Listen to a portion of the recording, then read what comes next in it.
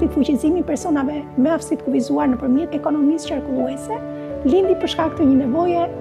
konkrete që personat me aftësi të kufizuar kanë në të gjithë Shqipërinë. Këtij projekti ne kemi synuar që të ngrejmë një model shërbimi që synon riparimin e këtyre karrikeve me rrota në të gjithë Shqipërinë, pra persona me aftësi të kufizuar nga gjithë Shqipëria